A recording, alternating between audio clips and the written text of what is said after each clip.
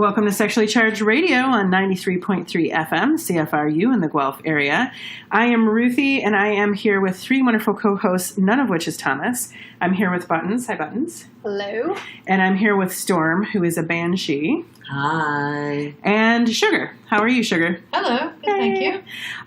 We are in a secret location where we're recording. This is a place that is host to dungeon parties and S&M and kink fetish things. And also there's a lot of kink organizing, and just all four of us are kinky people. So if I may be so bold as to make that assumption about all of you.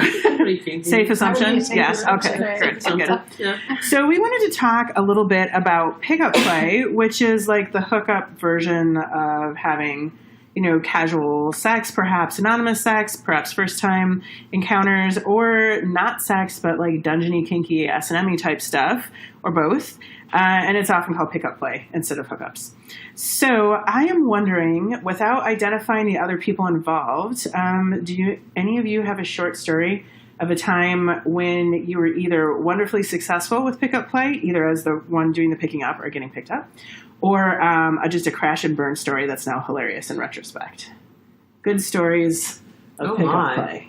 Oh, my. Either successful or unsuccessful. Actually, I had a quite successful one. Yeah? Tell us. Lean on in. Tell us loudly. It was like right here where we were sitting. Mm-hmm. At one of your parties. And it was a lovely, lovely encounter. Mm-hmm. I was just sitting and next to someone, and we started talking, and it just became, what do you like? Well, we started talking, and it just became, well, what do you like? Well, I don't know. What do you want? What are you interested in? And then it was like the doctor-nurse party, and I was wearing my doctor shoes. So we got a chance to play doctor. Nice. So somebody came up to you. They were just sitting next to each other. You were already just sitting next to you, so you just turned to the person who was available next to you. Yeah. And how did you know? They look fun. What let you know that they look fun?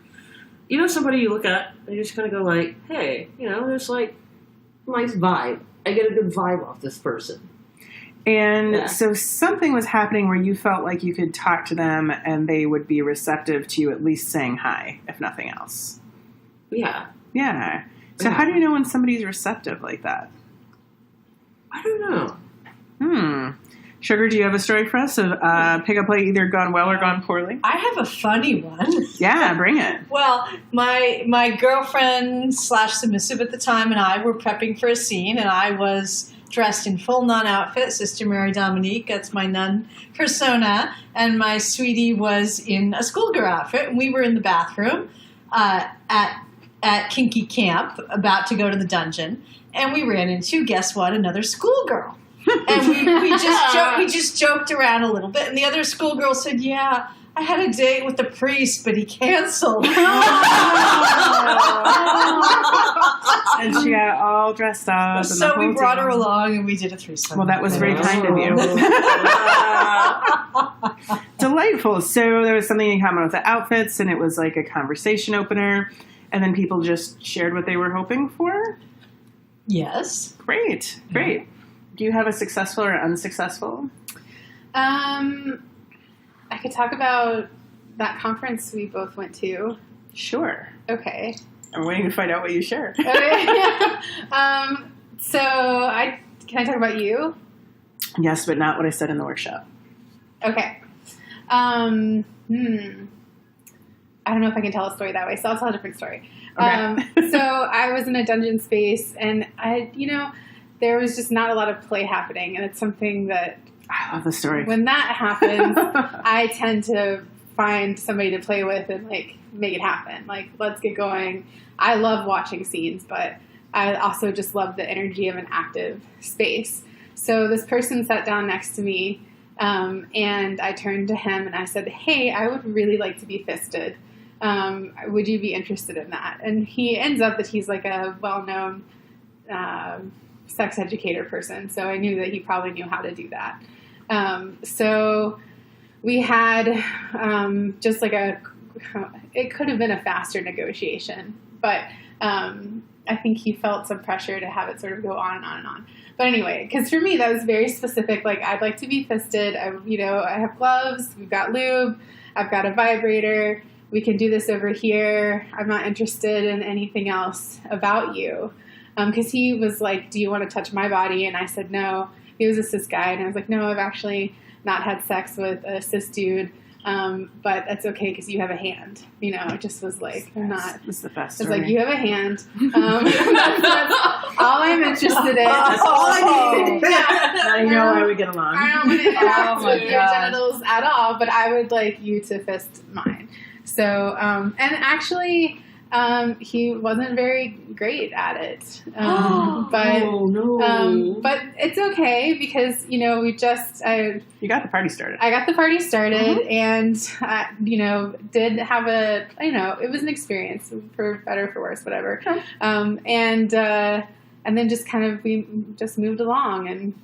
It doesn't have to be amazing to be better than nothing. Yeah, but It's I don't like regret having done that at all. It was Yeah. neat to just turn to the person next to me and be like, hey, I want this like concrete thing. Are you up for it? Yeah. Awesome. So you had a thing that you wanted, and then you propositioned the person next to you in a way where they would feel like they could say no if they wanted to. Yeah. And you were clear about the things that were specific and important to you, but also you had a very specific kind of activity you wanted to do.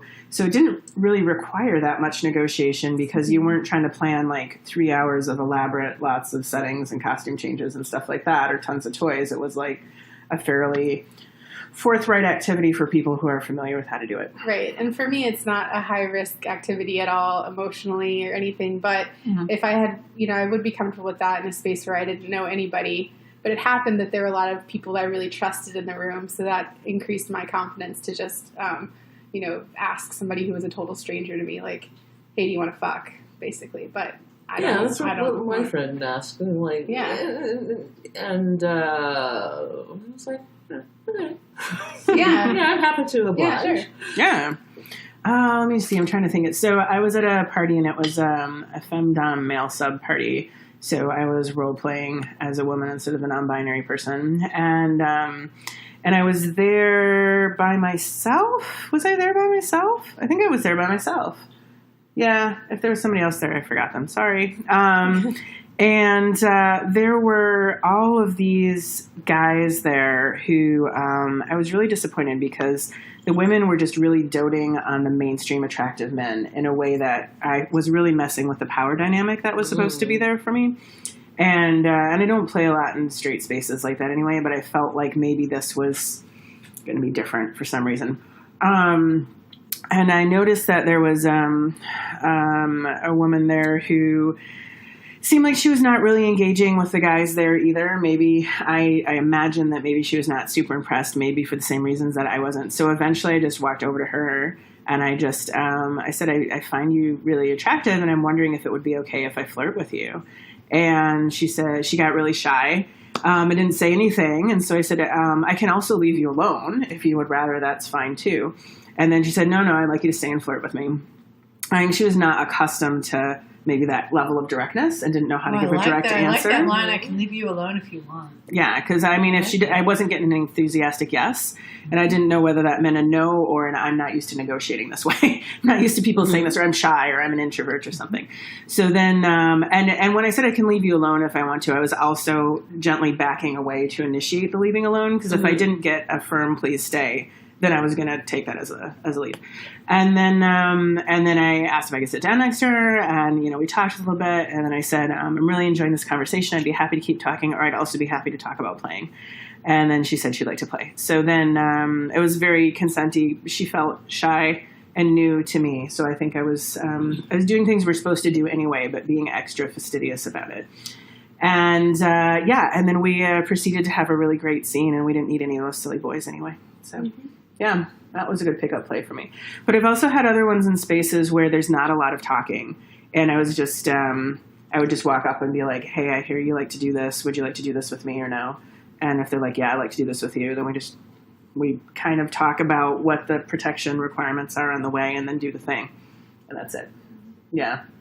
Or I'd like to wrestle, and what I'd really like is to be fucking at the end of it. Yeah, totally. Or what like, makes it good for you? Yeah, what makes it good for you? Or like, I'd like to wrestle, but I'd like to lose. but feel like I put up a good fight. You know? It's good because I want to win and I need someone who wants to lose. Yeah. So what are things you really want to know when you're trying to do pickup play with people? Like, if there's not going to be a whole lot of talking, if it's going to be a simplistic thing, what are the must-know items? For me, I need to know what kind of tone, who they want to be in charge. And it doesn't mean I'm going to give all these things to them. It's how I'm assessing whether we're a good match or not, right? Right. How I know if it's going right, how I know if it's going wrong, and how I know when it's done. Like, how is it supposed to end, right? Those are kind of like my maybe. For me too, like, how do I know if something's wrong? What's hilarious is that you can ask somebody, and some people who are very experienced say, oh yeah, you'll see me like stomp my left foot or something. If you see my left foot wiggle, I'm not happy. Yeah. But then other people say, I don't know. So I've had scenes where I've said, well, let's see. Mm-hmm. And before we even play, right? Like before we really play, I start doing something, and then I say, okay, let's see if I can make this a little unpleasant. Here it comes. Oh, that's what you do. You know, you wince. Okay, got it. So there's kind of a mutual agree to experiment and learn what that'll look like on a light level. It doesn't sound like you're going all out. No. But out. it's just like, okay, before we actually do anything intense, I'm going to calibrate you. If you don't know what your tell is, I'm going to find your tell and I'm going to tell you. Well, good learning for them. Yeah. And that has been kind of fun. I actually got a play partner once after that one because she had the good. most funny wince on her face when it wasn't good, and we ended up becoming play partners after that because we laughed over that sort of. Well, she knew you were attentive too, and that you cared about what like that no spot was for her. Yeah. Not so that you could go and push it, so that you knew what it was. We so you talked could about the fact identify that I was it. going to do one or two little things just to see what you did, and there we go. Yeah. Well, my thing, what I want to know, off the bat or early on, is like, are there things that your body cannot do, or a way in which it cannot move? Or in other words, are there any kind of physical disabilities or challenges or limitations, or is there something that will hurt you? Yes, totally. Because the fussy spots, emotionally or physically. Right, exactly, exactly. Let me know exactly where somebody can't go with you. Yes. Whether that's the limit to how high or how far back an arm or a leg or a limb might go, or where you cannot touch you on your back, or if there's a neck problem, or maybe a word you shouldn't say, or a word you shouldn't say, or maybe there's an invisible challenge or disability or something like that, or some emotional trigger or whatever. Just let me know up front. Yeah, and I will ask that. That's great in the conversation early on in negotiations. And if you haven't played with somebody before, if you can, I like to watch them play with somebody else. Oh, yeah. Can learn a lot that way. Maybe not about what their boundaries might be with me at all, but about what like energy looks like in a stylistically, at least one of the ways of play that they do. And like, are they performative versus are they like into this with this other person in this connection? Because if it's a performative top thing, I'm like turned off, not interested, moving on. Yeah. But if they're like getting connection with somebody, then I know that they have the ability to do that, and I want to find out if I can like do that with them too. Totally. Yeah, were you going to add something, Sugar? I think I actually forget what I was going to say, but another thing I wanted to say was that just on a more basic level, I think you want to know what mood the person's in on that particular day. Yeah. Like, if you say, just ask a general question like, so how are you tonight or whatever, and the person says, oh my God, it was 45 minutes in traffic. I got stopped by a cop. I got a ticket. I finally got here and my underwear itches. And you're like, okay. That is easily remedied. Yes, right. So, here's a person that may need a certain kind of scene compared with someone else who says, yeah, I've been thinking about the play party all day and I'm hot and heavy and bothered and I can't wait to start. Yeah. The energy is going to be really different. Yeah. I had a top who would say, are you my bitch or are you my baby? Nice. Yeah, that's a good one. Nice. So now I'm distracted from hearing all these great stories. Has anyone had pickup play go wrong, either in a funny or a sad way? Just like don't disclose who it was with. I've certainly been turned down before, but I don't think that's the same thing as it going wrong. I'd much rather know that the person's not interested. And I think for me it's really helpful to get turned down a lot because the more I get turned down, the less I take it personally, and the better I am at being graceful about it, right? But I've certainly had people try to pick me up in ways that were terrible. So they've just tried to start a scene with me without negotiating it. Like, they just come over to my boots and put themselves at my boots, and I don't know what's happening. I don't know them. They have an imaginary scene in mind. I didn't consent to anything, because as a top, like, you can break my consent too. Like, my consent is also important. Yeah. So that's not been good. Of course, there's been any number of terrible pickup lines, especially if I'm presenting workshops and people feel like they know me well because they went to my workshop and they're very overly familiar with me. Things like that. Has anyone had it go poorly? I'm trying to think. I know I've tried to pick people up and I probably made a fool of myself. I just need to remember what they were, because I've blanked those out of my memory. Like, you should take your clothes off. Just like as just walked up to me and said that. I'm just like, no, I shouldn't. Surely not now. Yeah. I'm going to put more pants on.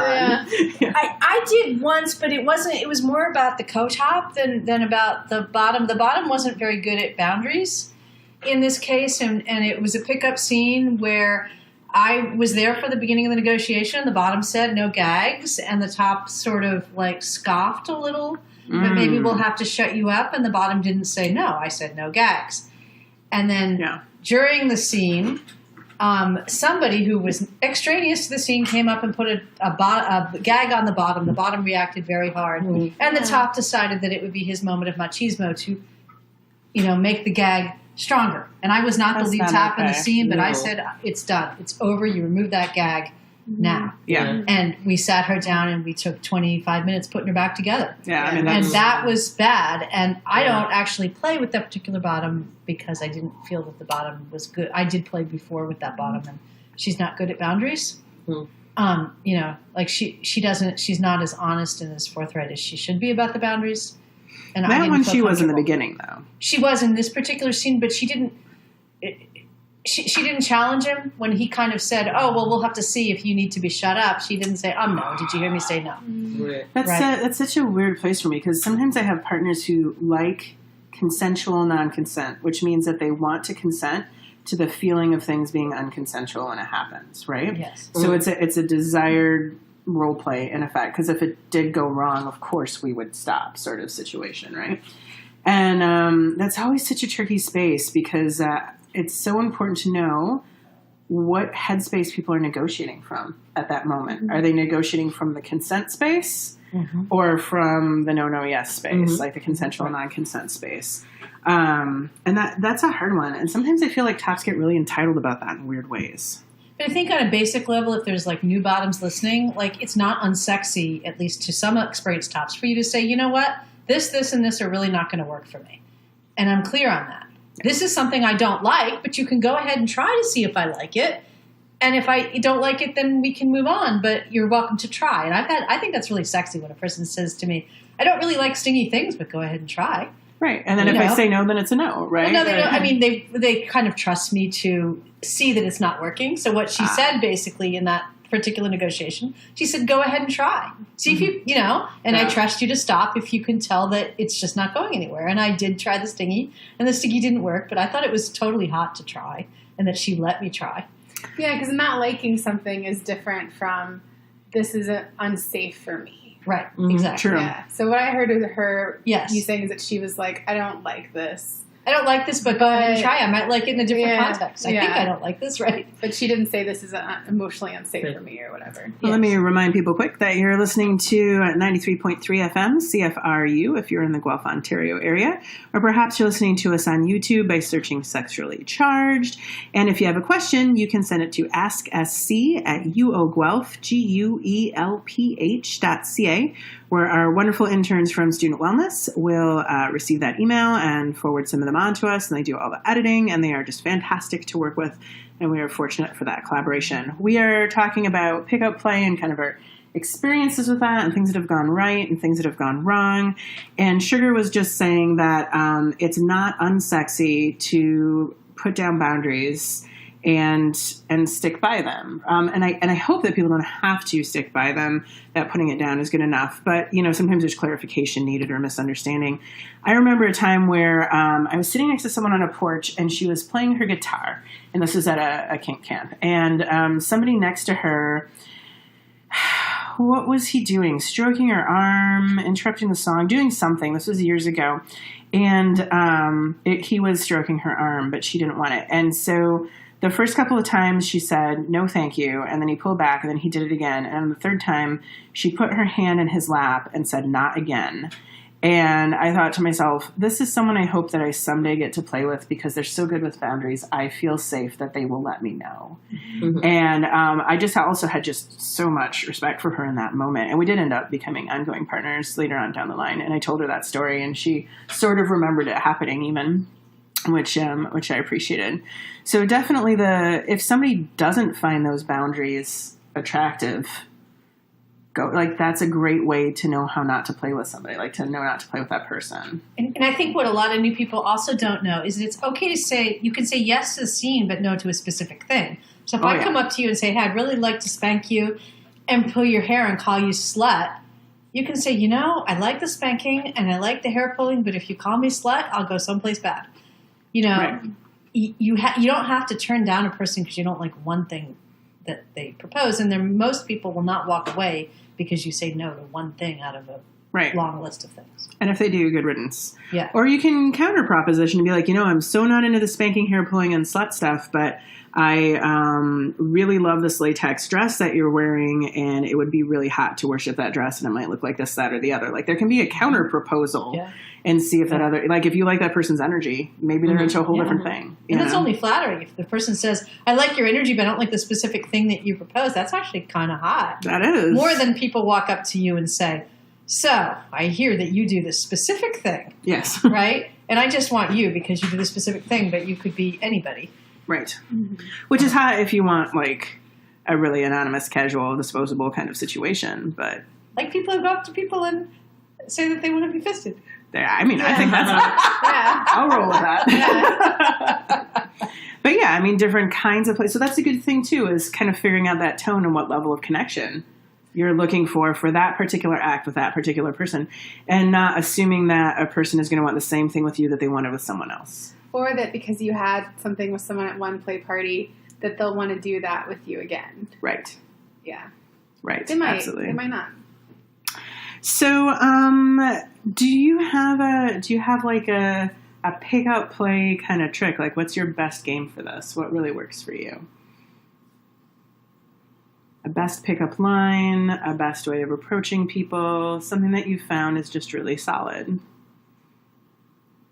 We're all thinking very hard. I'm just really direct. Hey, are you inviting people up to your room? Are you do you want? I'd like to be fisted. Mm-hmm.